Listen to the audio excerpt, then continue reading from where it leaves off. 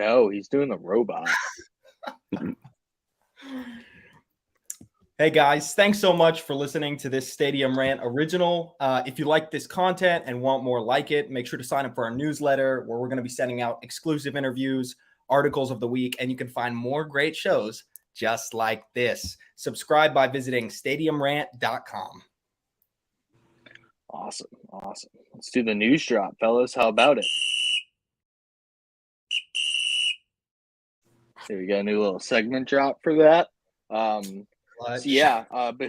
do you wanna start speaking on your Buffalo Bills stuff that we got going on? It was a big week for them, it seems like. You're asking me to talk about the Buffalo Bills on live TV? Well, I guess. Let me twist your arm a little bit. Yeah, okay, I guess, if no one else wants to do it. Big week for the Bills. Brandon Beane continuing to do Brandon Beane things and being like, listen, we're under the cap. We have like $1 million left. Okay, that's fine. I'll just extend at Oliver. I'll create $5 million in cap space and change. We'll bring in Leonard Floyd, who would have commanded a lot of money elsewhere, but he's like, nah, it's cool. I'll run it back with Von Miller. We'll win another Super Bowl ring together. Maybe make it a more attractive destination for Aaron Donald in the coming years. It's no big deal. Yeah, I just said all of those things, but it's totally the last thing on the menu. And that's not all that happened. We also broke ground on our brand new stadium. Bills are staying in Buffalo for at least another 30 years. And that was a hot button topic around Western and upstate New York for many years. It was looking like the NFL didn't really want us as a city, and looks like and people were trying to push us to Toronto.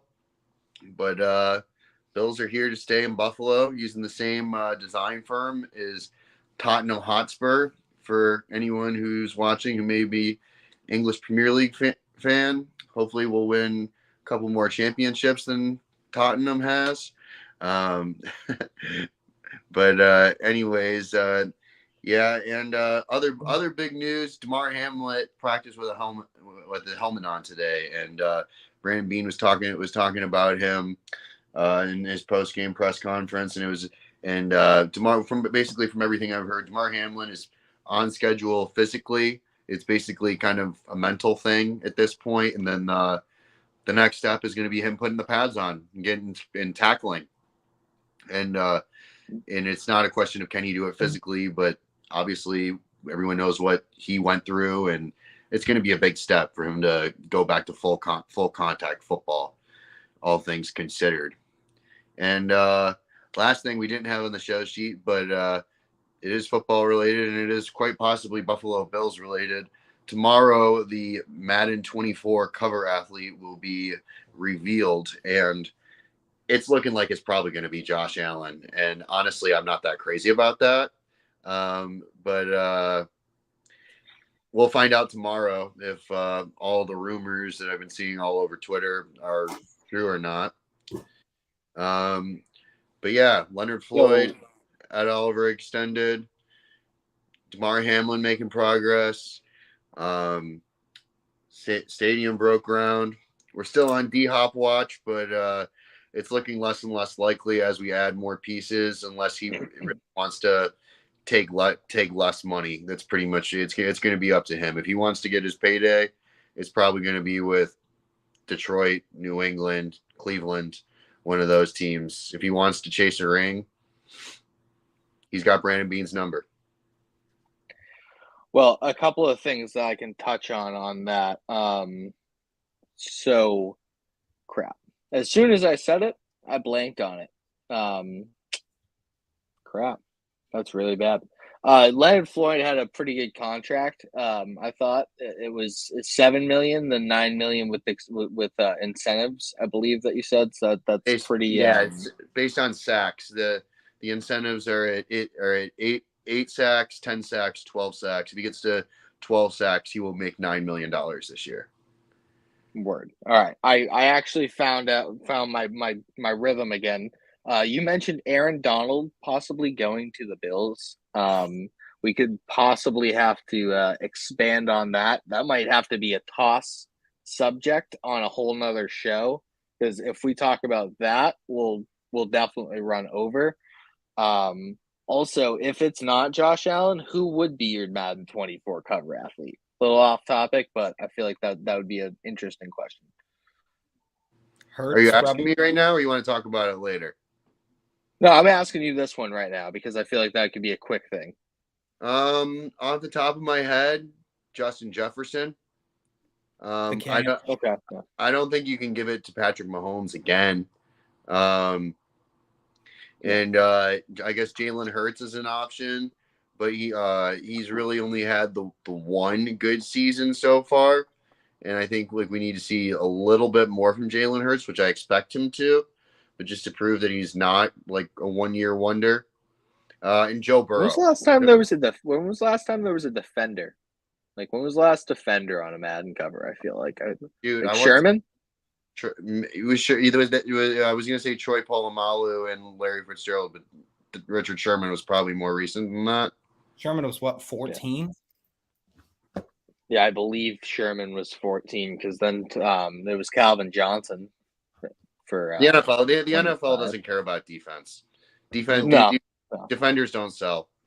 Maybe Aaron Donald, shoot, but they probably kind of missed that boat. They had their opportunity when they won the Super Bowl.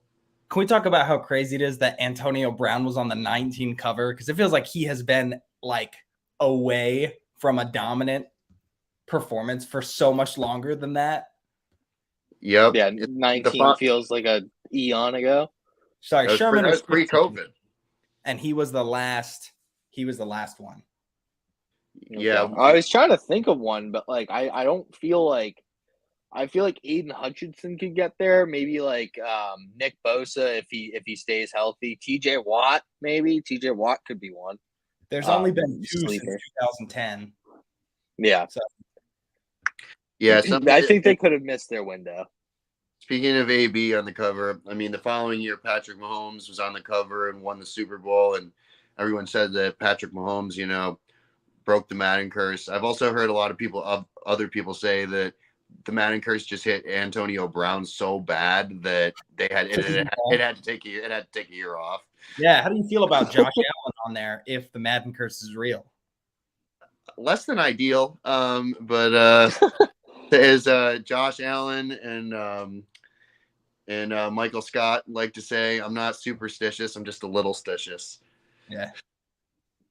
I read somewhere that they're putting Josh Allen on there to help with their quarterly turnover. So I thought you'd appreciate that. Yeah, maybe they could hurdle some of their sales problems too. Yeah. All right, enough innuendo about Josh Allen. We can so Kevin Byard actually was a participant today in mandatory minicamp. So I don't know if that moves the needle for you, Louie. I know that you had some questions about him remaining on this Titans roster in one of our earlier shows. How do you feel about that? I mean, I'm not surprised necessarily that he showed up. I don't know that he wants to get cut, because if you look around the league, I mean, cap space, safety market right now, I don't know where he would go necessarily and make more than he's making now. I think he wants to stay with the Titans on a pay increase. So I'm not necessarily surprised. I do think he's a cut candidate for them either way. Like if they're just trying to bomb it and start over, they want Marvin Harrison in 2024 draft. Because if they took a quarterback for a third year in a row, I'm pretty sure they would just burn that old stadium to the ground. So, I mean, not necessarily surprised. I think we'll see. If they're going to extend him or rework his contract, it'd be probably before preseason would be my guess. So, yeah, definitely. So then Washington saw a little tidbit today. They could be interested, or they could be enticed by teams for Chase Young. So I've been kind of on this since before the draft as him being a candidate to be moved. They didn't offer him a franchise tag. I don't believe they re-upped on his contract. I don't think they gave him the 5th-year extension. So he is currently He doesn't have a deal. I don't believe they're going to pay him. They have quite a lot of money tied up on their defensive line over there in Washington with De'Aaron Payne, Montez Sweat, Jonathan Allen as well. That's a lot of capital. And Chase Young's been the injured one. I know he was probably the one with the most height, but he probably still has the most name value and can get them the most currently at what he is right this second. But I don't want this to be true, but like if he keeps being injured, he has a Jadeveon Clowney career archetype, and that's something that I don't like. Bahookie, you want to speak on that?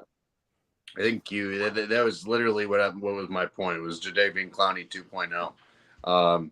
And he's just been hurt. He's still a freak physically. And I remember there was like a video that got really popular years ago. The Steelers were playing against them, and Mike Tomlin was just hyping him up on the sideline. He's like, I don't ever want to be able to draft a guy like you. You got to lose about 12 games to draft a guy that looks like you. And he fist bumps him, and he's like, respect. And that was making me think about something Brandon Beane has been talking about with going into lean years. It was kind of when teams are, it was just kind of a nice way of saying one of the worst teams in the NFL and picking in the top 10. When he was asked about like getting a guy like Jamar Chase, and he's like, I don't want to have to lose that many games to get a guy like Jamar Chase. And going back to Washington, yeah, they lost a lot of games to get a guy like him. He's generational talent, but they got all these other guys, Montez Sweat, Jonathan Allen, Javon Hargrave. Is the other one? De'Aaron Payne's over there. Hargrave went to the Eagles, correct? Niners. Yeah, I thought he was on the Eagles. Yeah, but they got a lot of guys. They got a lot of mouths to feed on that defensive line, and they don't have their franchise quarterback yet, but that's something that they're going to need if they're going to get over this hump. We'll see what happens with Sam Howell this year, or if it ends up just being Jacoby Brissett. But they've got too many guys to pay on that defensive line, and he's probably going to be the odd man out, honestly. And so I could see him as, depending on how the first part of the season goes, I could see him being a candidate to get move at the trade deadline. Or I don't think they're going to outright cut him. I think you would want if you're not picking up his fourth year option, you'd want, and you're not going to be able to re-sign him. You want to try and at least get something back for him while you can. So that was probably that's what I would do if I was their GM. So you got any thoughts here on this?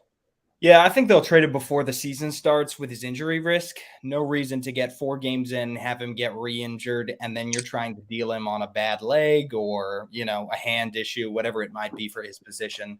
I do take offense to the Clowney comment simply because I'm going to read you these stats. As a Texans fan, I've been for years. So Clowney had a stretch. I'm going to read you these stats. He had a stretch where he had 3 seasons.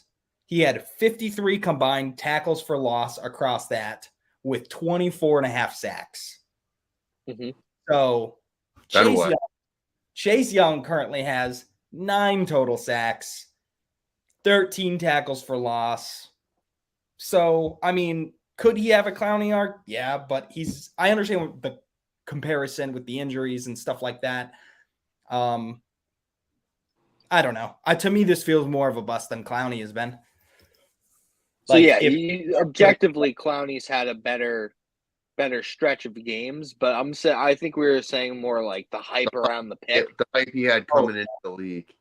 Yeah. Yeah, like coming in, like I feel like that was pretty similar. But I get what you're saying there. Like, did Clowney did when he hit his peak, he was really good. I feel like his expectations were so high though.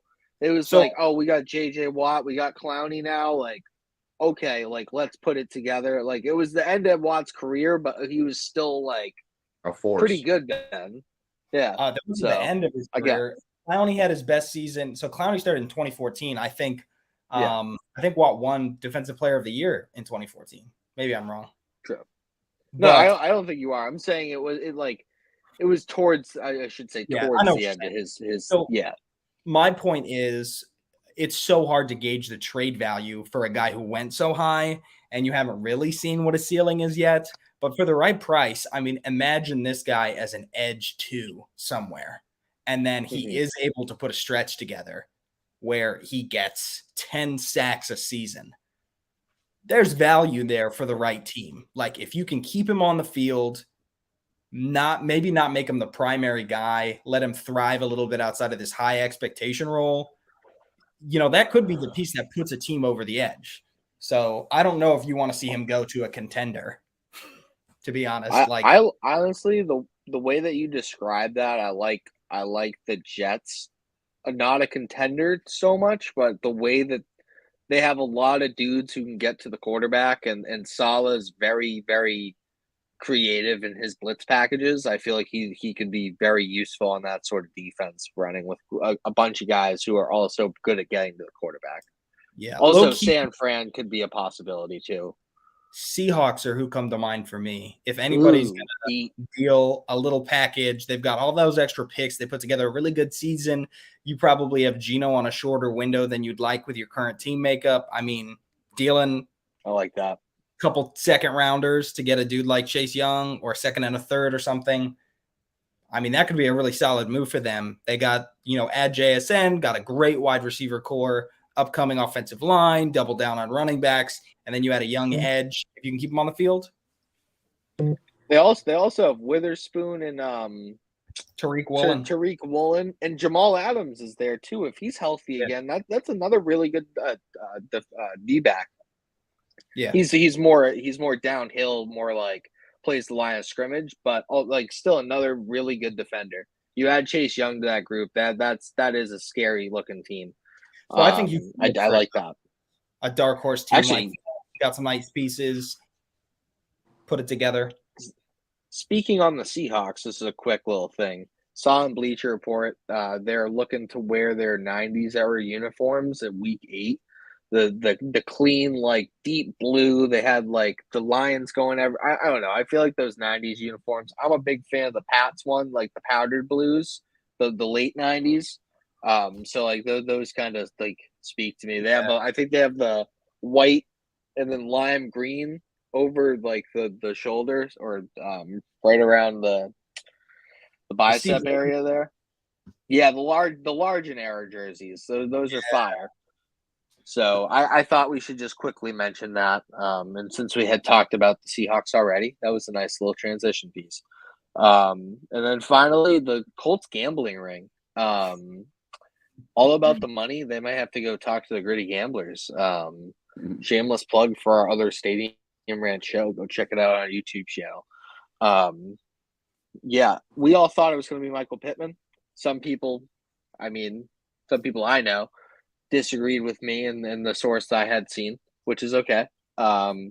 Later on, it was confirmed that it was Isaiah Rodgers, not Michael Pittman.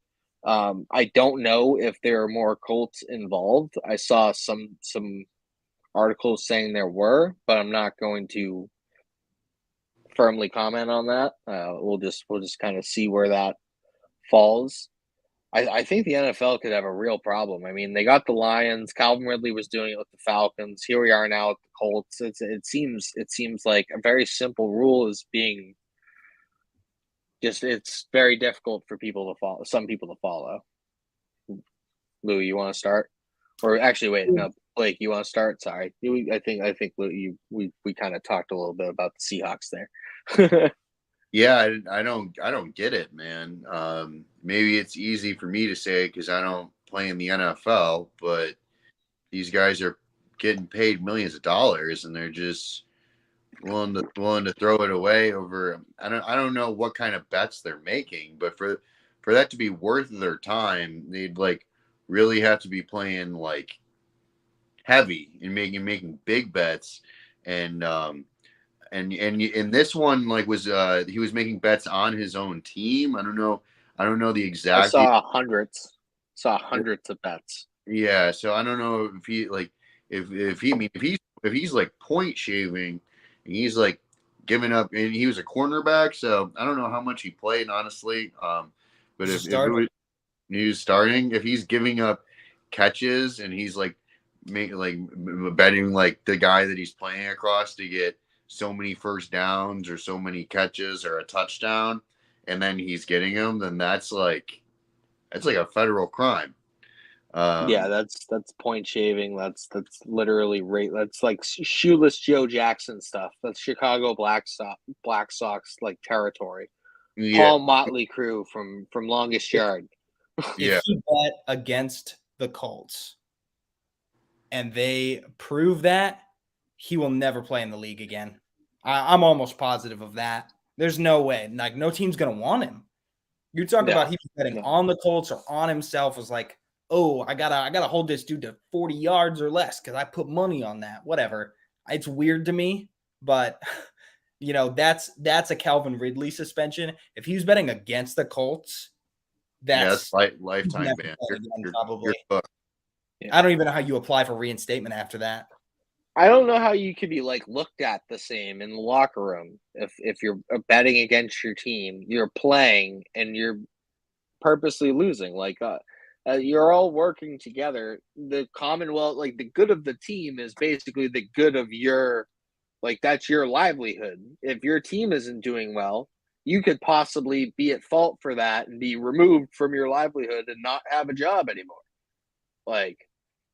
It's ridiculous. I can't really stand it. I like to gamble quite a lot, but the reason why I gamble is so I can have try and have millions of dollars. When you already have millions of dollars and somebody goes, don't gamble on football, I'll go play fantasy football. There's no rule against that, is there? I don't think so. Like Austin Eckler totally. Yeah, like, and you could just like you could do it for money. Like, it's just like that's totally fine. That's not an issue. So, like, there are other ways you could bet on basketball, MLB, and you could bet if you want to bet football, bet on college.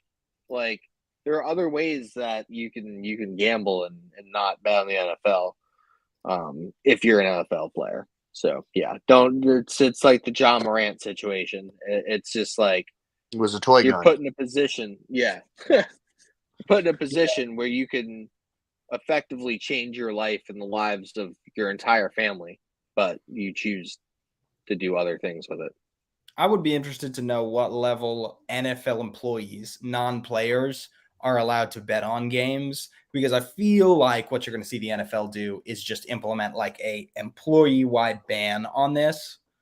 Because at some point, they're going to have to stop making these horrible examples out of players if it's not working. And they're going to have to find another way to strip the seriousness of this. And if they start, you know, some of the people who are making millions of dollars, right? I make $130,000 as a strength and conditioning coach or whatever, and I facilitate a bet, and they're like, you'll never work in the league again. Those guys aren't going to do it because they can't afford to lose their job. So, like, it's going to trickle down. And they're going to make these people enforce it for them because they can't afford to be caught up in it. Because the Lions won, right? They said he was placing bets on site. And that made it sound like he's not sitting there on his phone, like, right? Like he was talking to somebody doing this actively. I think that's where it's going to go next because, I mean, this will be the second one in 3 years where they're going to give whole season. Oh, second. Yeah. Third. Well, it's like third different team and like, yeah. There's a handful of players too, like probably 10 players at this point. Yeah. Because you saw those two guys get cut from the Lions. The only one we really talk about is Jameson Williams. But there were two. Wasn't it Quintez Cephas and another dude? Like it was a safety or something or a defensive back. Again, even if you're that level of an NFL player, you're still making like a decent amount of money to go out and play football. And you're not even putting yourself at that much injury risk because you're not playing all that much. So I get you're not making all that much, but it's just like, dude, bet on something else. It's simple as that, I feel like. But with that, I feel like we can – Bahookie, you want one more thing on that? I had one more point. Go for it. Like I'm a server. Is my day job. And there's the Hard Rock Casino is nearby, and it's somewhere that I'm actually thinking about applying to in the somewhat near future. And eventually when Florida legalizes sports betting, their sports book will reopen there, and that's something that I want to try and get into. My degree's in mathematics, but anyways, one of the stipulations if you get a job at the Hard Rock Casino is you're not allowed to play, which kind of sucks, depending, but that's the price you pay. And there's and one of the issues with the hospitality industry for the most part is you get good money, but you don't get good benefits. But the casino does give you health insurance and 401k and all that. So there's a cost, there's a benefit and whatever, and there's anyways. It's I feel like it's the same deal. Like if you're playing in the NFL, you don't bet on the NFL, like you said, and it's sure that kind of sucks, but that doesn't mean I can't go play at Caesar's Palace if I go to Las Vegas. It just means I don't play at the Hard Rock now, and I feel like it should be a pretty simple understanding, but apparently not. And yeah, there's definitely going to be a crackdown that's going to be coming on the NFL. For sure. That's all we can move. Yeah, with that, I think that's our news drop. We can move into this week's The Toss. Here we go.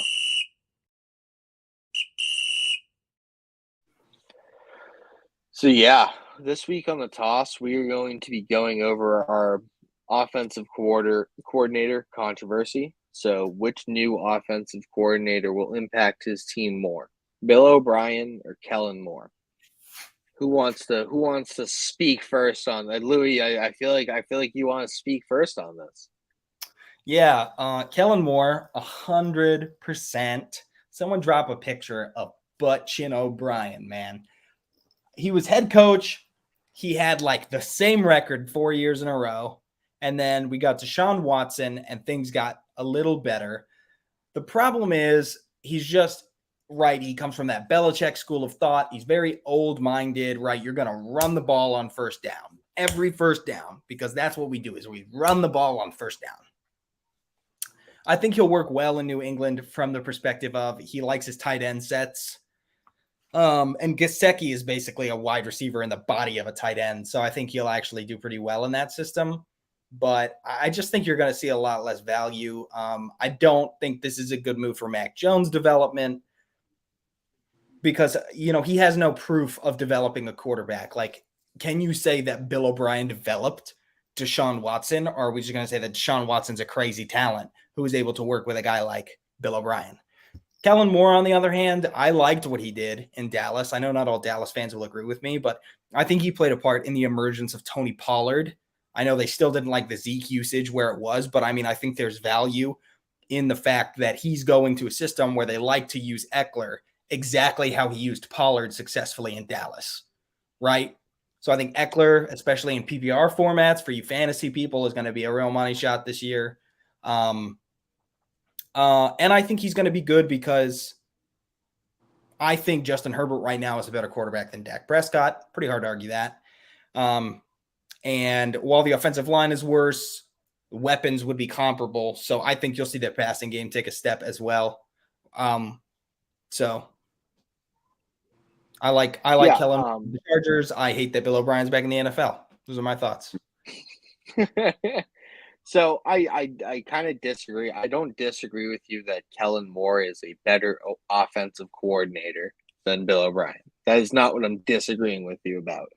My problem is I didn't think that the Chargers offense is really what their issue completely was. I think their total issue was head coaching decisions, like overall decision making late in games, injuries, and the last thing on my list for the Chargers issues was probably offensive coordinator. My thing with that is they probably threw the ball to Austin Eckler too many times. I think it was 245 passing targets over the past 2 years.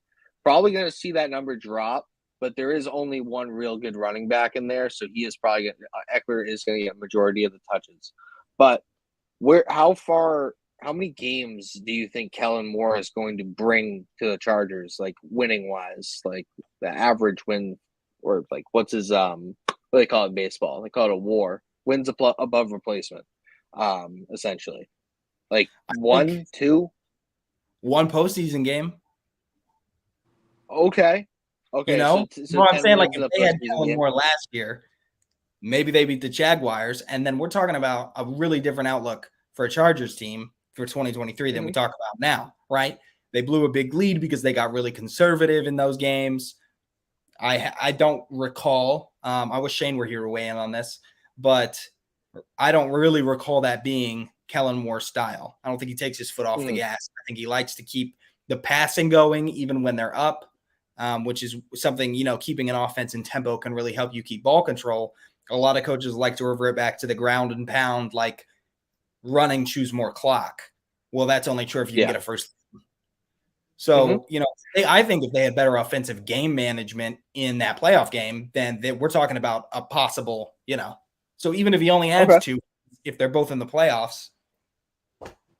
All right. So I definitely see that there. I think that the Patriots went 8-9 last year with a dude who didn't know how to run an offense.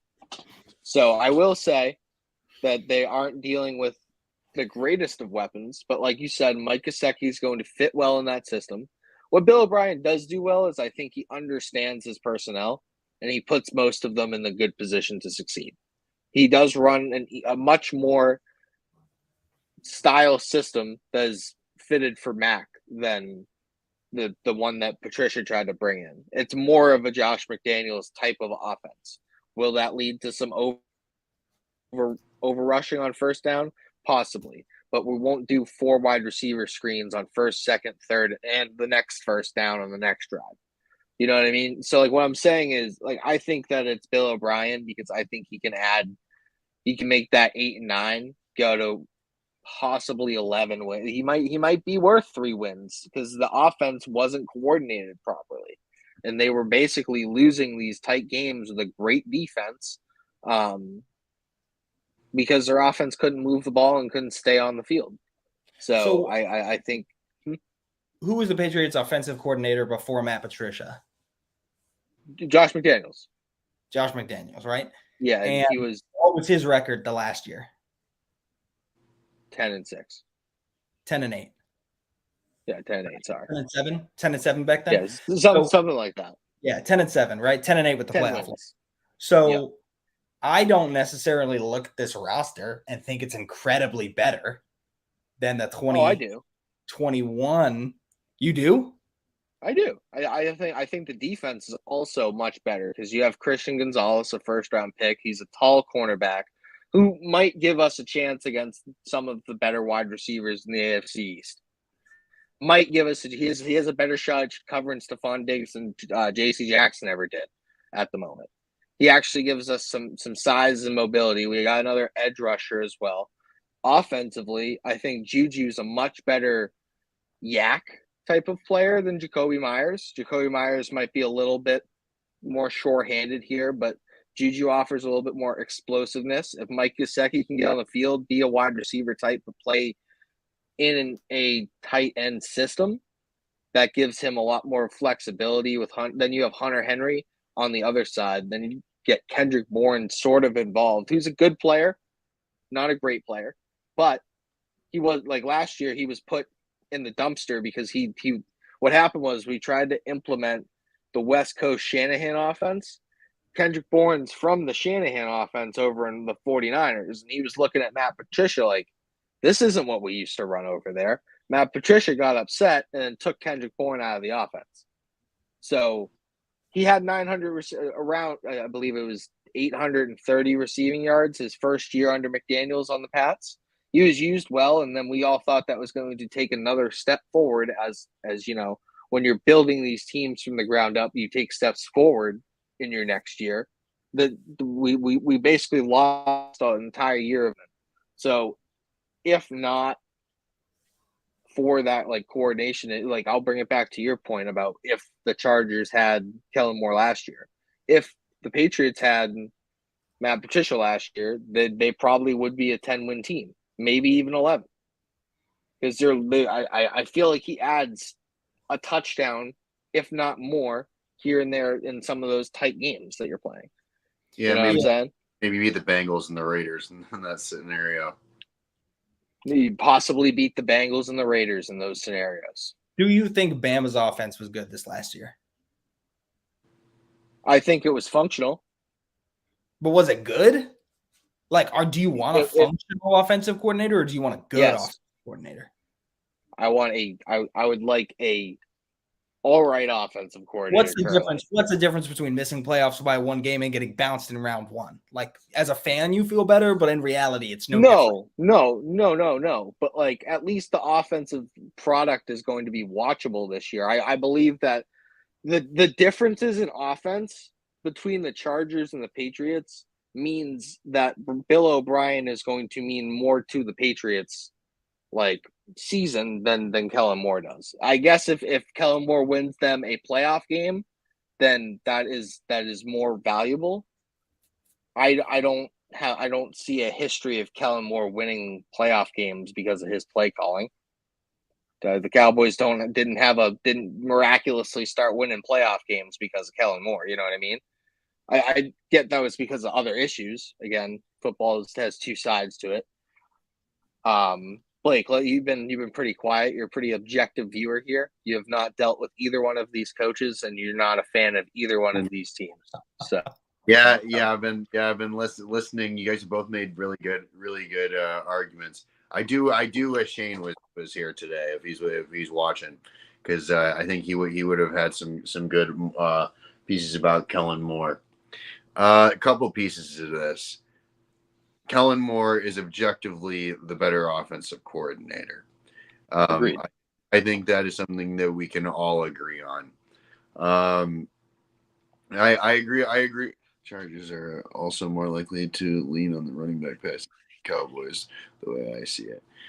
Good point, Sor. But anyways, the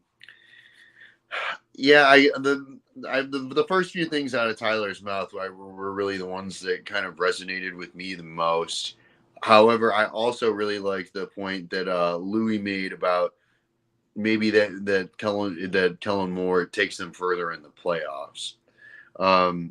The Matt Patricia experiment was one of the worst football experiments we've seen in the NFL in quite some time. I don't even know if I had to pick another example to compare it to. I couldn't think of one off the top of my head. You got one out for your homie? Bill O'Brien GM experiment. Fair enough. Yep. Bill Belichick. He's not touching contracts. That's okay. Yeah, I know. But yeah, fair enough. But it sounded like a terrible idea when it happened in August, and then in December and January it was just as bad or worse. And meanwhile, Bill Belichick's just kind of smiling and talking to the media like they're stupid and he knows everything. And so that's why I'm leaning more towards Bill O'Brien being having more of an impact. But then there's a couple other variables to think about too. The AFC East got better this offseason. Tyler saying that he thinks his team got better. The issue is that the Dolphins and the Jets and the Bills all got better too. On defense as well. Yeah, and not only did their division all get better, their schedule is fucking brutal this year. And there's going to be some really tough games. The AFC is so deep, and it includes the Chargers. I don't think the Chargers have a snowball's chance and where to win their division. I think that the Chiefs and the Bills are the two teams with the longest active streaks of winning their division. 7 years for the Chiefs, 3 years for the Bills. And I expect that to continue. It's possible the Bills could slip to a wild card this year, but I don't see it happening, at least not at this point in the season. So yeah, and I liked Tyler bringing up the wins above replacement kind of deal. I think that a Bill O'Brien compared to a Matt Patricia adds 2 or 3 wins to the season total, and I think that, and I really liked the way you said Kellen Moore could add one win to the postseason win total. Those are both good arguments. So I am a little bit torn here. That's why I think it was a good topic to debate, though, because arguments can definitely be made for both sides. But gun to my head, who am I going to say is going to be? We're all cutting out a little bit here. Who am I going to say is going to make the bigger impact? I'm going to say it's Bill O'Brien / Matt Patricia leaving is also a big part of it, and because like Lamb said, I think that the head coach is really the real issue in LA, and I think that him bringing in Kellen Moore is a last ditch effort for him to save his job, because if they don't win a playoff game this year with that roster that they have, he's done. At least if I was running the team, he would be.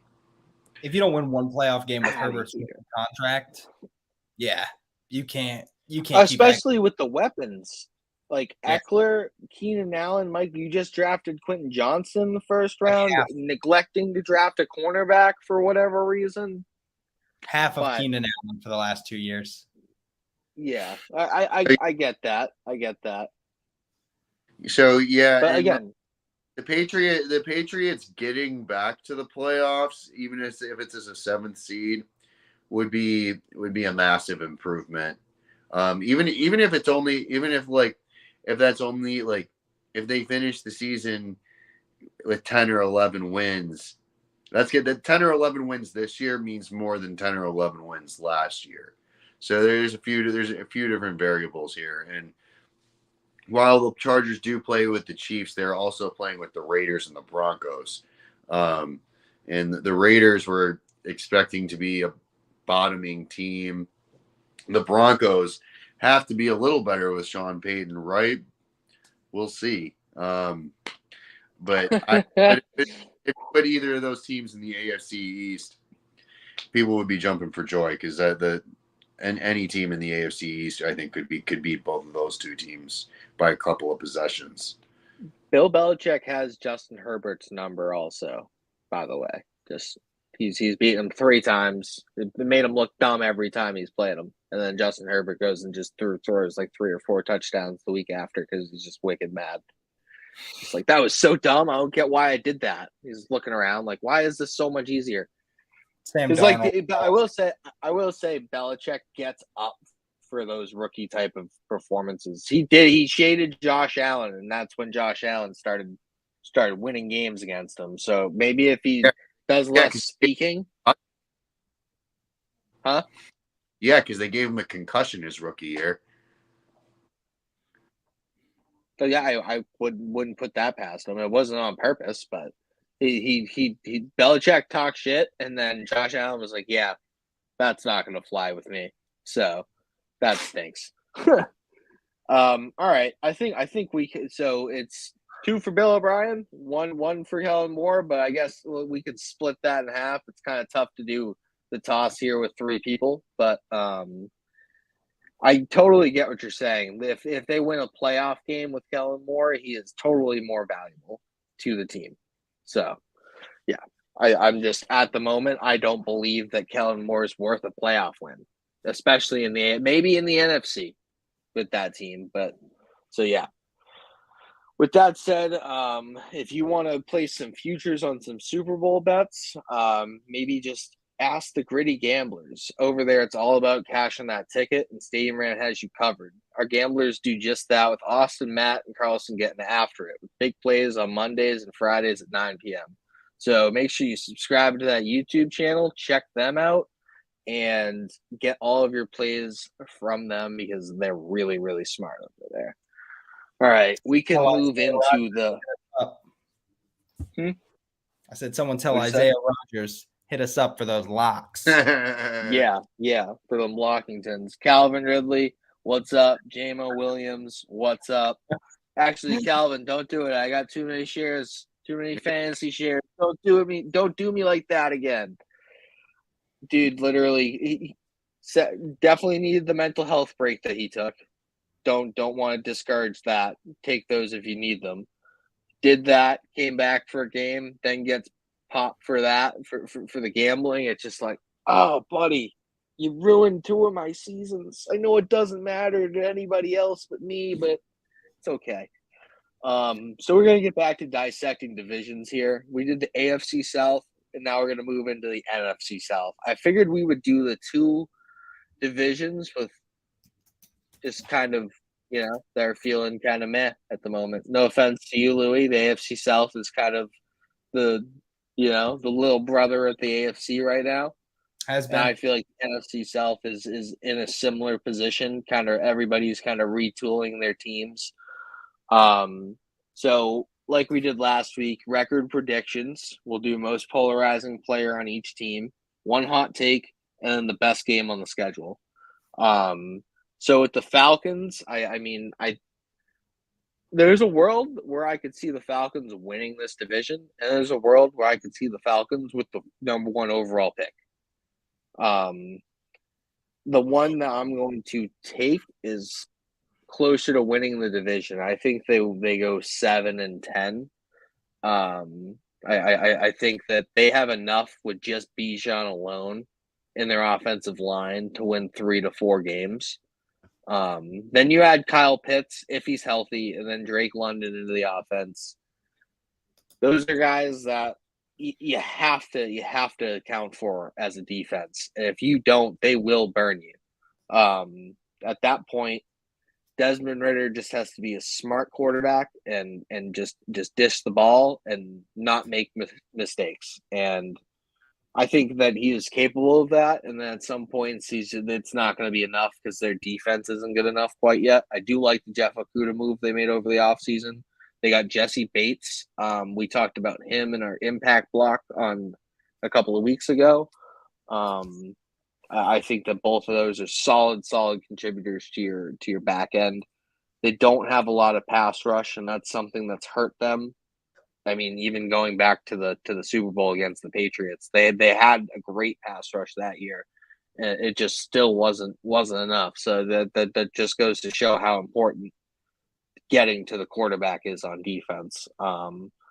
Most polarizing player on this team. I mean, this is one of the tougher ones. I feel like all 3 of us could have a different answer, but the answer is all going to be on offense. So I'm going to go with Kyle Pitts here. This is his 3rd season, correct? I think he came out in the Jamar Chase draft. It's his 3rd season. It's his 2nd season with Arthur Smith. Hopefully, he's 100% healthy. 3rd seasons for tight ends are typically when they start to develop and break out into 3rd, 4th seasons, or when they start to break out and develop into the player that they were supposed to be when they were drafted. And Kyle Pitts was drafted to be like Tony Gonzalez, but way faster.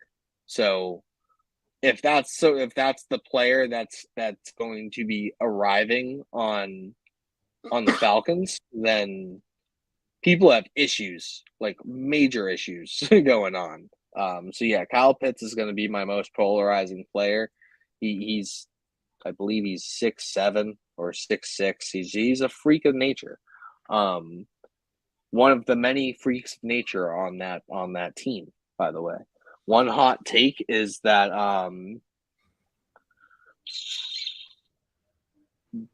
Bijan Robinson goes over 1,200 and 1,200 on the ground and receiving. Yeah, he does one of those seasons. I wanted to say over 1,000, but I felt like it wasn't hot takey enough. So give me an extra 400 yards on that bitch, please, for the juice. Yeah. So who wants to? Bahookie, you want to hit the Falcons? Run that. Oh wait, I'm sorry. Best game on the schedule. My bad. Gotta do better here. We gotta be better. I gotta be better. You guys are doing great. I gotta be better.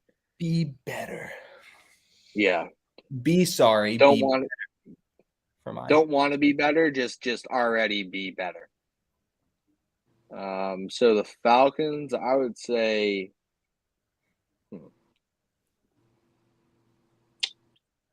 Arthur Smith revenge game, Tennessee, Week 8, going back to Tennessee. You know how I feel about revenge games. I stole that one. I stole that one from you. We're gonna have Bahookie go, so you have a little bit more time to look at the schedule, so you can pick a different one. I was on the spot. I saw it quick. I told you, my thing is revenge games. I'll give it back to you after this one. Just let me have this, all right? Yeah, so Arthur Smith revenge game. I think also if Derrick Henry is still on the Titans, passing of the torch from Derrick Henry to Bijan Robinson, like type of thing. Like Bijan shows up for that game and is like, oh, that's the dude who stiff arms Josh Norman on every team he's on into oblivion. Cool. I'm gonna go do that. I'm gonna find Josh Norman on this team. Just like the water boy, he pictures Josh Norman and it changes face, so he just shoves him into oblivion to a different person. Sorry, Josh Norman. Forever. That's a forever thing. Like that's the butt fumble essentially, but just way less embarrassing. So yeah, Bahookie, go for it on the Falcons. All right. So yeah, I think I liked what you said about AFC South, NFC South, kind of being that it's gonna you're gonna be able to win either of those divisions with probably 9 wins. Honestly, it's probably all it's gonna take. Maybe even 8 wins. And I'm expecting the Falcons and the Panthers to be kind of parallel to the Colts and Texans. Those are going to be the teams duking it out for second and third, in my opinion. And I am going to say, with what we know now about the Falcons and what we know now about the Panthers, I like the Falcons a little bit better than I like the Panthers. However, that could change as the season goes on, obviously. So I'm going to say that as the team that finishes second place in that division, I think 7 wins is probably a good estimation. They had 5 wins last year, and I think they got better. And I kind of alluded to what the games that I'm looking forward to with both of these teams is going to be the head-to-heads with the Panthers and the Falcons. It's more or less that. Oh, Louie's pissed. Anyway, and most polarizing player. I guess it's got to be Desmond Ridder. We're gonna see where his career goes. He's getting his shot now. I saw him play a little bit in college as a USF guy. He played at Cincinnati, and I thought he was real good. Doesn't have a crazy big arm, but I don't think they're going to be asking him to chuck the ball deep too much. They got that great run offense. They got a great line, and they've got two fucking studs at running back. Maybe one of the best 1-2 punches in the NFL, honestly. But yeah, we're gonna see about Desmond Ridder this year. He's probably got a year, maybe 2, to prove himself. He had that developmental year, and there's a really good quarterback class coming out. And if for some reason I'm wrong and they're not the second best team in this division, and they're picking towards the top of the draft, and Desmond Ridder just doesn't look like anything special, and you have the opportunity to get a Caleb Williams, Drake May, Bo Nix, you're probably making that move. As a lean year that we were talking about earlier, where you don't want to have too many of those years where you're picking at the top of the draft. And this is going to be one of the best quarterback classes coming out supposedly in a long time. I know we just had a pretty good one this year too. So I'm going to say Desmond Ridder. I know it's his essentially his rookie year, second year, but first year playing. But the seat is already warming up for him. What other topics do I have to cover? One hot take, and then you did the best game on the schedule, right? Yeah, I'm most excited see them in the Panthers. Yeah. Hot take about the Falcons is that they're gonna have the number one rush offense in kind of in the NFL. You kind of touched on Bijan going off. I don't know about 1,200 and 1,200. I think the 1,200 rushing yards is easier to believe than the 1,200 receiving yards, but that's why it's a hot take. And when Tyler Algier, dude, they could have 2,000 yard rushers. Honestly, Cordell Patterson could have 800 too. Yeah, and Cordero Patterson will line up wherever you need him to. They're going to have some really funky sets.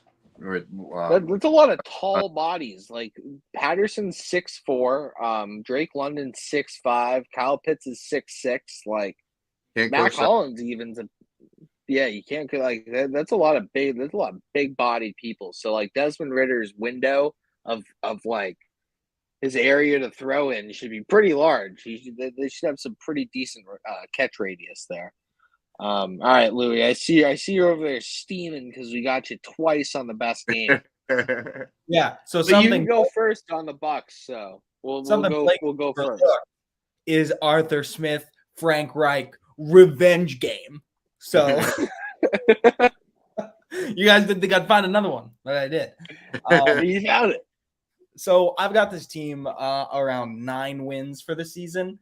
And the reason is because they picked up Taylor Heineke this offseason.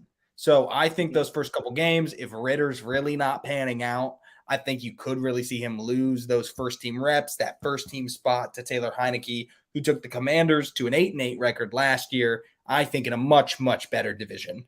So I think they went 8-1, if I'm remembering correctly. They got a tie somewhere. So, plus, I mean, you added Mac Hollins, like you said. You added Bijan Robinson, Jeff Okudah. They added Zach Harrison out of this draft, who I thought was a pretty good add. So I think they've made enough moves where you're going to see them compete in this division. And I think Arthur Smith's a pretty good, pretty creative head coach. Again, we've talked about the athleticism on this team so many times, just mismatches all over the place. So, turn those boys loose and let them play on offense and on defense.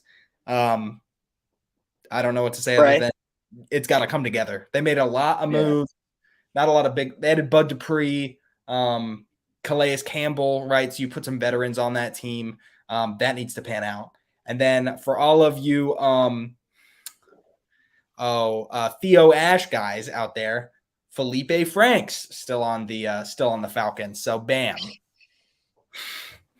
I don't know. Felipe, is your hot take coming from Felipe Franks? Is it centered or no? Okay, no take for Felipe. Anyway, my hot take is that the Falcons offensive line finishes top 3 in PFF grading on the year. We all kind of have a similar hot take there. I feel like we're all in the same. They're gonna maul people over type of thing. Yeah, absolutely. And then best game on the schedule now. I guess I'll go Falcons Jaguars because I think both those secondaries aren't going to hold up super well unless we see AJ Terrell. I don't know how you say his name. Yeah, come back a little bit more. He had a down year last year with Bates coming in. You want to see that secondary pick up. I think they'll be better up front than they will be on the back of those defenses. So I think you're going to see a real shootout on that. So I think it'll be a good game just for pure entertainment value. And very little defense will be played. And then the other one I'm supposed to do is most polarizing player.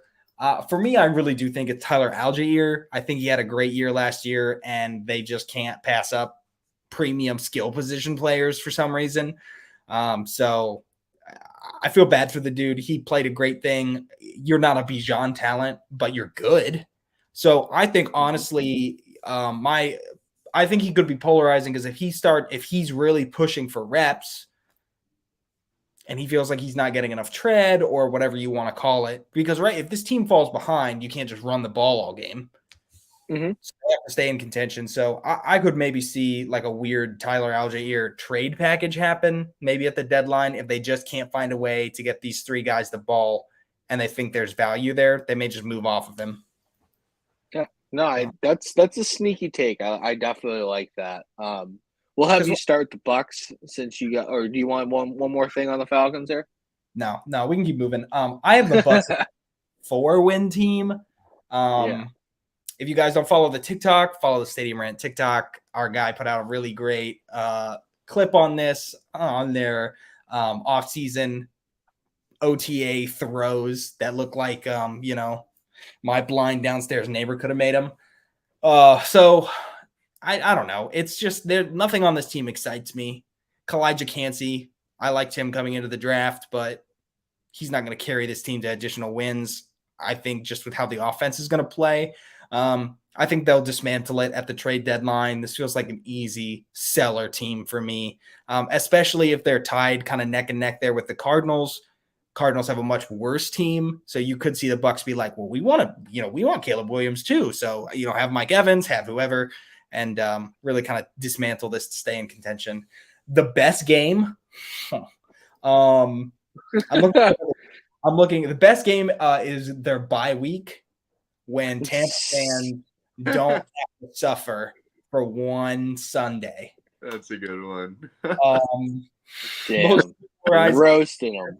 Most polarizing player. I want to say Baker Mayfield, but I think it's going to be, for me, I'm going to go Anton Winfield. I feel like he had a really solid stretch. He had a really bad injury to start the year last year. I think he's a good player and pretty underrated. I think he was a big part covering Tyreek in that Super Bowl win. So I think he needs to come back strong. If they're looking to get young and keep building a core, like he should be a part of that. But he has to come back and prove that he's a little bit like he's still got the juice. So that's who I'm going with.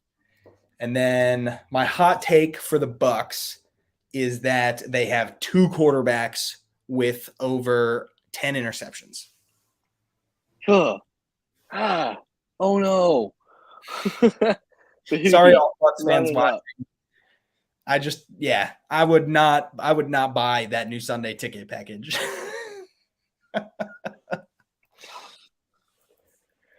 All right, Bahookie, talk to us about the Bucks. Bucks. Man, Louie, you really roasted the hell out of him with that bye game. That's a good one. So mine is not much better because I'm about to roast him too. There's not that many games on their schedule that I'm going to be excited about, except for one when they go to Buffalo and Josh Allen lights them up. They are our crossover game this year, as we both won our divisions and we're matched up with the NFC South this year. And they are, according to FPI, we have the highest percentage of the season of winning in that game.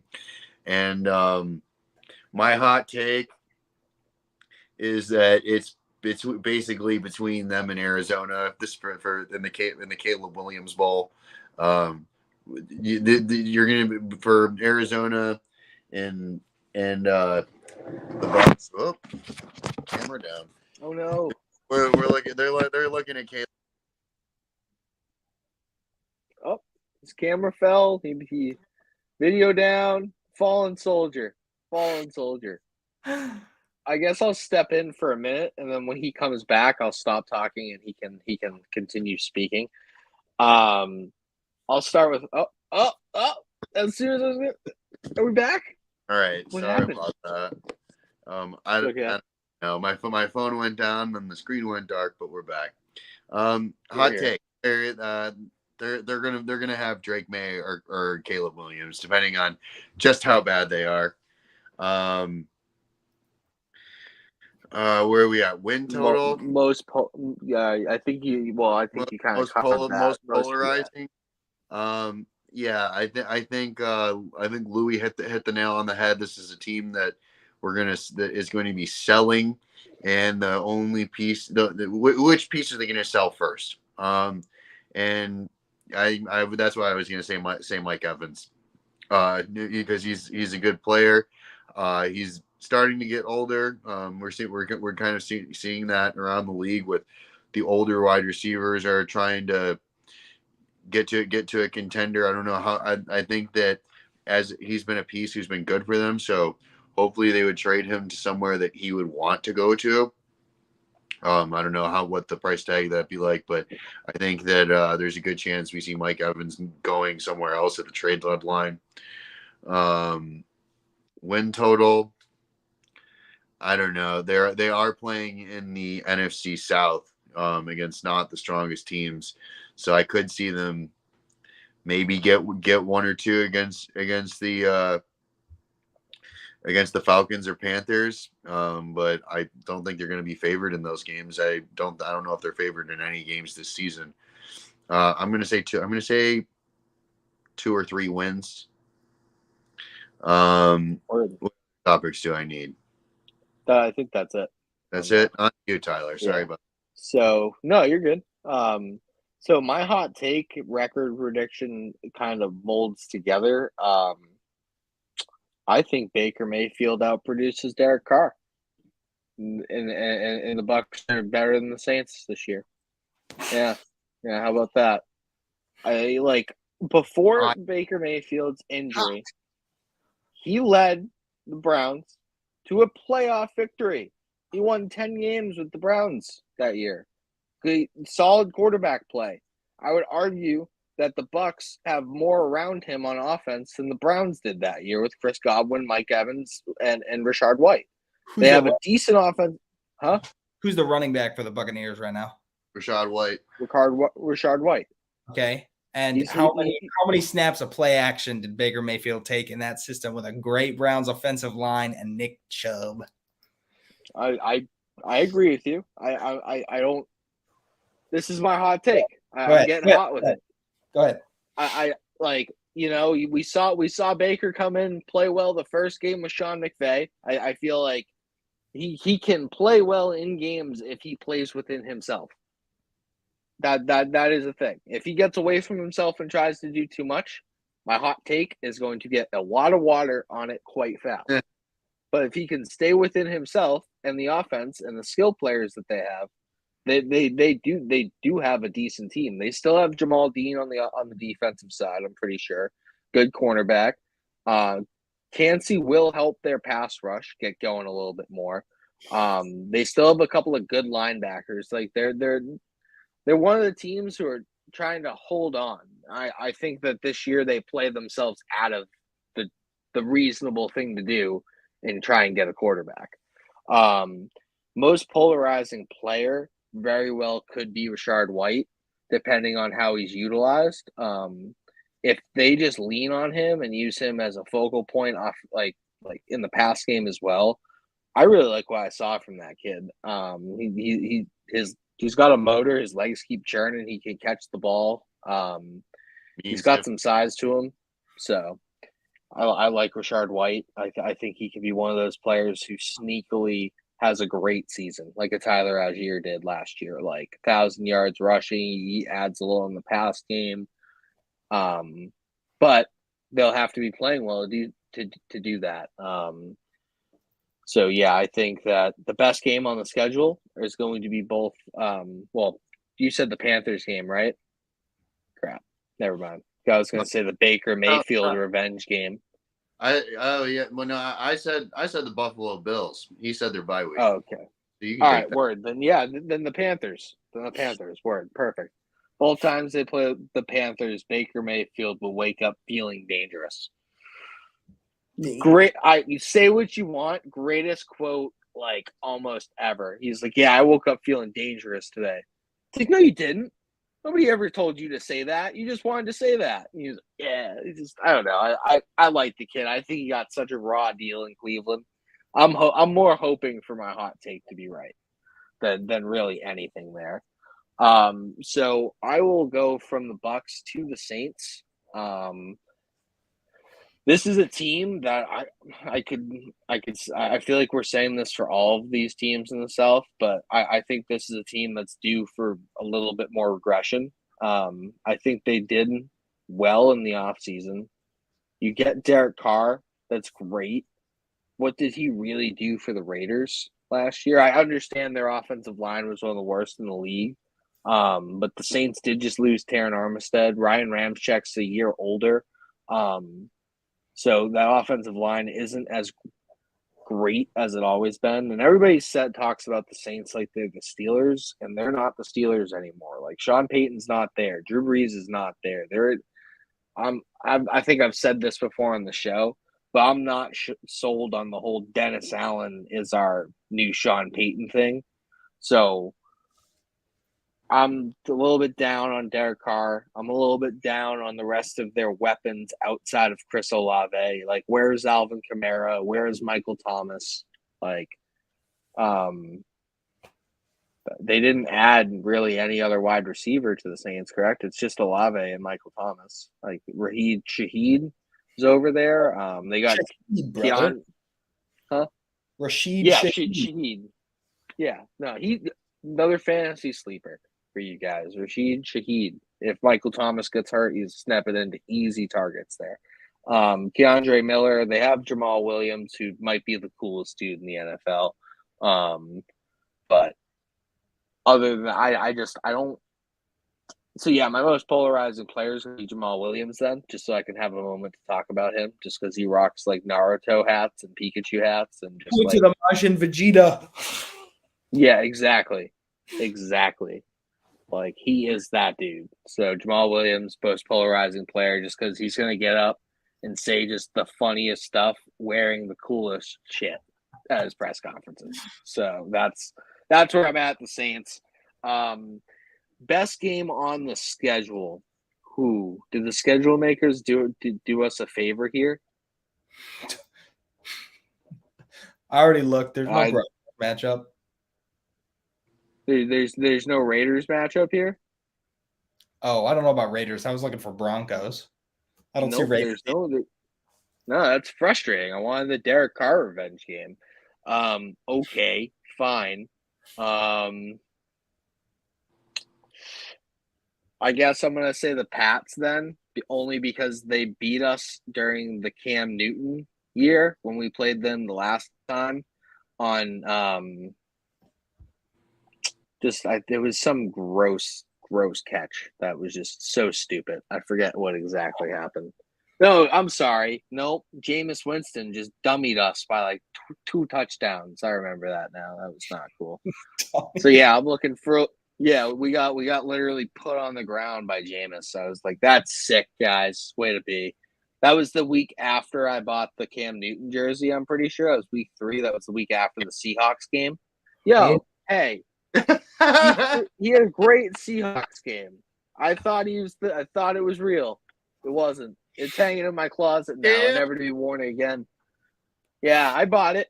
I spent money on the Cam Newton jersey. It's sitting there with my Kyrie Irving jersey too. Never to be seen from again. Wear that to a game this season. Yeah, I would rather light myself on fire. Easily.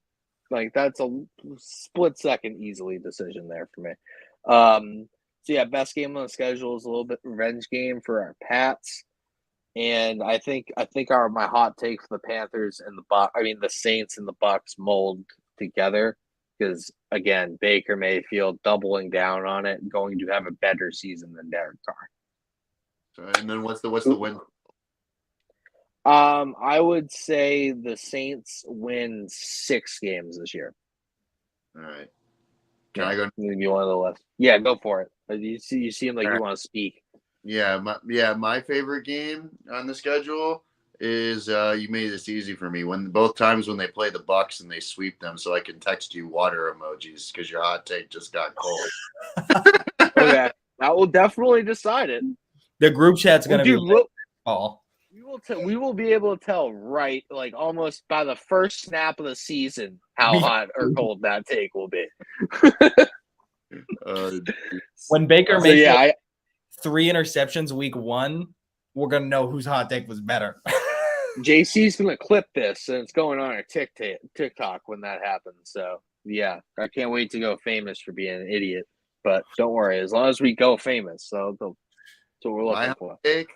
on the Saints, Michael Thomas comes back this year and reminds everyone who he is. Okay. I like this receiving core. I like these weapons. Win total, I got these guys at 10 wins. I was gonna say 9, but I'm feeling a little bit froggy right now. I'm gonna say 10. I'm gonna say 10 wins for the Saints. They're playing in this weak division, and I think they're gonna for the most part take care of business in their division. Maybe they drop 1 or 2 games at most. I don't think either of them are going to be against the Bucks though, and they're gonna make it to the playoffs. Maybe they win a playoff game, but I think the NFC South is that 4th seed stepping stone team that every wild card would love to go travel to. They play in a dome. So I think dome teams are usually the ideal travel destination for wild card teams. That was my hot take. So I guess I can't use Michael Thomas kind of is the polarizing player. But so because I use Michael Thomas for my hot take, I'll say Derek Carr, because of everything you were just saying, and this is more or less Derek Carr's last chance as a starter in the NFL. I don't know. We were saying that about Carson Wentz for a while too, but I don't know. I think that Derek Carr's got to make it work here, and for all intents and purposes, I think that he will. I think he wins this division this year. And what else? Did I cover everything? Do I have one more? No, I think you handled that. Louie, you wanna hit on this? Then we can rip up the Panthers and then go to the impact block and get out of here. Keeping it Another half an hour late. Yeah. So my prediction for the Saints, I'm gonna go like 6, 7, and 1. Oh yeah, I love that. Somewhere. Good defense on both sides. Saints always have good defense. So, I think the crux of their season really depends on, I want to say it depends on play calling. I think the Saints have been without identity on offense since Sean Payton left, and they moved away from like it was almost like a modified West Coast offense to me. Like they always had one dude who they could scheme open who would it was Kamara for a while or Taysom Hill or whoever, and they would just rack up an insane yard and take over a game. And that he would like rotate these players. I feel like Dennis Allen and his offensive coordinator lack that a lot. So I want to see an identity. I want to see the Saints know who the Saints are. And I don't know if you guys have been to a game in New Orleans, right? We went and saw a Bucs Saints game last year, and like Saints fans are legit. Shout out Saints fans. One of my favorite fan bases after we went. They were awesome. So I'd like to see your season be better. I'm going to go 6, 7, and 1 right now. Or no, does that math add up right? 8, 8, and 1. No. So I'm going to say they go 6, 10, and 1. Is that right? Yeah. 10 yes. That is right. Hot take is that man, I don't even know if I have a hot take for this team. Everything just feels so up in the air. My hot take is Marshawn Lattimore regresses and loses his status as a good CB1. That's one of the only dudes who ever has Mike Evans' number, I feel like. I was going to say, my secondary hot take is that him and Mike Evans both fight at some point this season and get ejected. Yeah. But not fight like Alvin Kamara because nobody wants jail time. Not cool. Most polarizing player. We keep it classy here on FDT, guys. We keep it classy. Feel free to send the death threats to Tyler Lamb and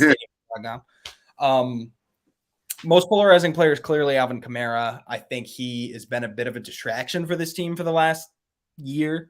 I'd like to see him get some resolution and focus again on the field and return to the player that we all know he can be, a game wrecker. I think he still has a couple good years left in those legs. I'd like to see him return to that status and kind of chase, a bit of, I don't want to say an all-time great, but like a great of the 2010s, late 2010s, early 2020s era.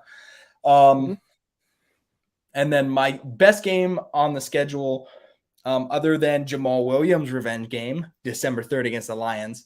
My actual game, though, December 17th against the Giants, because I think both of these teams are going to be kind of scrapping to save their season at this point. So NFC's pretty weak division. If my projection is off for the Saints, so say they're 8-8, or at this point, maybe they'd be 7-7, kind of there at the end of the season. Fighting for maybe like that last wild card spot. And I feel like the Giants could be another team kind of in that middling range. So I think that'll be a game with heavy playoff implications for both teams. Yeah. And then Panthers. Yeah. Panthers. So I have the Panthers right around where I have the Texans, 6-8 win window. If they get frisky and win games they shouldn't win, I'd give them 10 max. I think that's up ceiling. They have a really hard start to the season, though, for Bryce Young. You're starting divisional game against the Falcons, which, I mean, not a great defense, but also brand new rookie quarterback is going to make mistakes. And Arthur Smith's going to, try and put him in some time drill situations.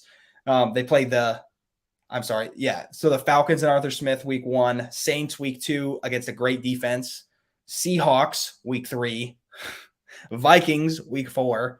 So, Seahawks, Vikings, high scoring teams. I could see them going 0-4 to start the season and then kind of having to rally and try and run down the stretch. So, best game. I could see them starting. Oh, I'm sorry. I don't mean to interrupt you, but I can see them starting 0-6, honestly, with Detroit and Miami after that, too.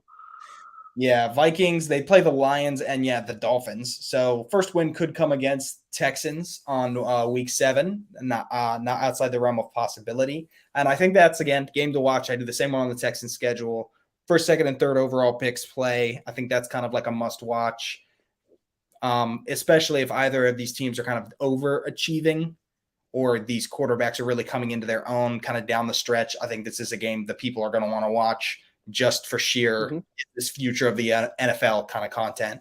My hot take is that Jeremy Chin becomes the best corner in the NFC, overtaking Pat Surtain.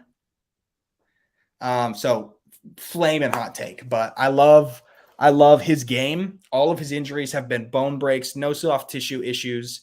So nothing he could control, right? So if injury swings his way, I think he has all the makings of a lockdown corner, and I think you could see him have a really, really strong case for Defensive Player of the Year. Love that. And then most polarizing player, I'm gonna go Miles Sanders. Just because I think he may have benefited a bit from how good the Eagles' offensive line has been over the last couple of years. For some reason, I always think Miles Sanders is older than he is. He's not that incredibly old. I always think he's like up there in age, and I think he's like 24 or maybe 25.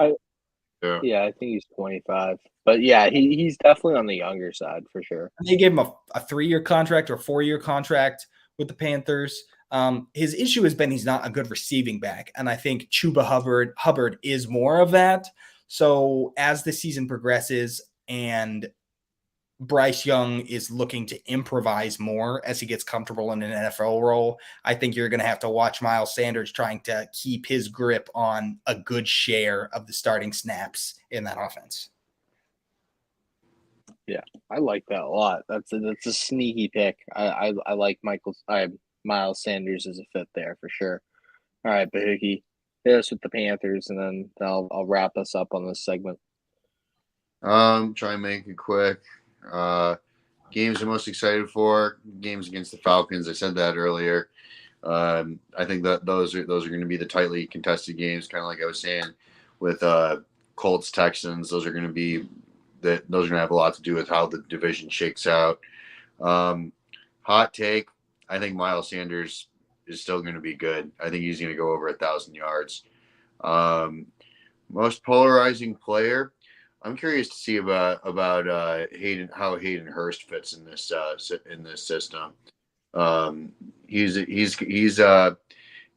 thought he was a decent piece for Cincinnati last year, but didn't really catch on. He was he's I want to say 29 now, and he's kind of getting to that now or never point in his career, and we'll see. So that's why, and like he could end up being a really big addition, or he could end up being a really big whiff because people have been expecting that guy to break out for the last couple of years now at the tight end position.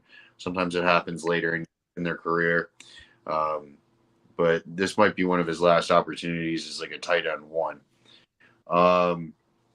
Win total, I had this team above the Bucks, which I said like 2 or 3 wins. I'll say 3 wins for the Bucks, and below the Falcons, who had 7 wins.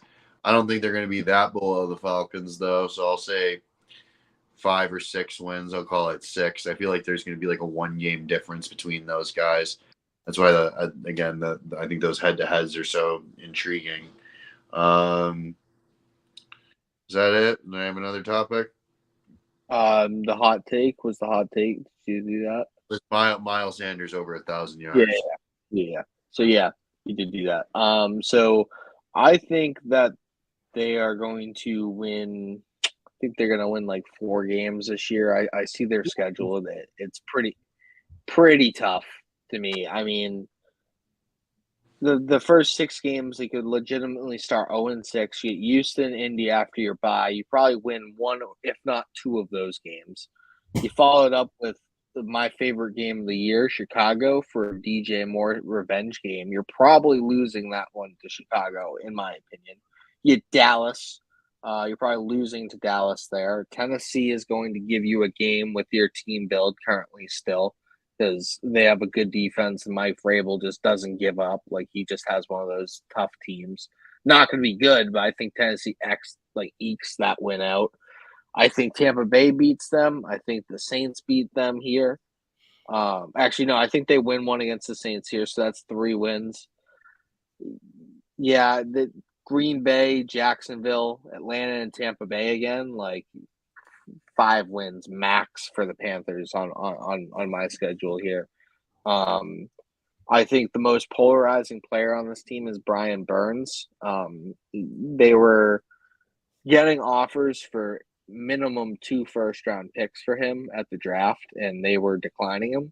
I think that this is a team who knows they're trying to rebuild as well, and just dished a bunch of picks to go and move up to that first overall pick. So they clearly believe they have a elite sack getting option in Brian Burns, and I think he's going to come and show people and truly break out with an injury-free season. So that he's my most polarizing player. My hot take would be that I think I'm just going to merge these two and say he's in the defensive player of the year running. So I think they have major pieces on their defense in him, Jeremy Chin, J.C. Horn, in Derek Brown as well, another top draft pick. I think the schedule is very difficult. I don't think they're totally in sync yet to go and win a bunch of these games. So I think they're a year out. I do love what they're building though. Currently, they have a lot of high potential players. So yeah, that's our dissecting divisions for the NFC South. Don't know which team we're going to do next week or division we're going to do next week, but let's do the impact block real quick for the Ravens and we can get out of here. I'll start it. I honestly think that Kyle Hamilton is going to be one of the most important players on this Ravens team. They took him with a high first-round pick last year's draft. He's 6'3", 6'4", versatile defensive back. Jim Harbaugh is always been keen on moving his defensive backs around and keeping them versatile. I think that Hamilton can play at the top, or I'm sorry, the nickel safety. He can play at the slot. He can be shifted over to outside cornerback, and he can play both safety positions. He was a little injured last year due to because he's on the Ravens, and that's just seems to be what happens to people on the Ravens. They get injured. If he has an injury-free season, I think he's very comparable to a Jeremy Chin type player. He has the size, wingspan, speed, and an IQ to be a top end player. So I think he really is a key to the secondary and a key to that defense. Bahookie, you want to hit on yours? Yeah, Kyle Hamilton was a good one. Notre Dame guy. Watched him a lot in college. Yeah, I got Isaiah Likely. I think they got a gem in the 4th round when they snagged him, and still waiting for as good as Mark Andrews is. Like, I feel like still waiting for like Mark Andrews to take like the next step. And I think them adding some receivers will take some pressure off of him, and having Isaiah Likely will take some pressure off of him. And I think just Isaiah Likely is just like a really big X factor for what the Ravens are trying to do. He's 6'4", big body, 6'4", 241. I want to say allows them to run 12 personnel. They've got fast too. Yeah, he can move, he can block, he can catch. I don't know how you don't love that guy's game. I remember watching the Ravens in the preseason last year and seeing him getting snaps, and he was just one of those guys that like jumped off the screen, and I'm like, I was just thinking like, this guy doesn't even belong on the same field as all these scrubs that aren't even going to be on a roster next week. And well, that's what the preseason's for. You get to see a little bit of the rookies, and I don't know how many reps he's going to be getting in the preseason this year, but he's definitely going to be getting some reps in the regular season, and I think he's going to make some meaningful plays late in the season, maybe in the playoffs too. Yeah, I love that.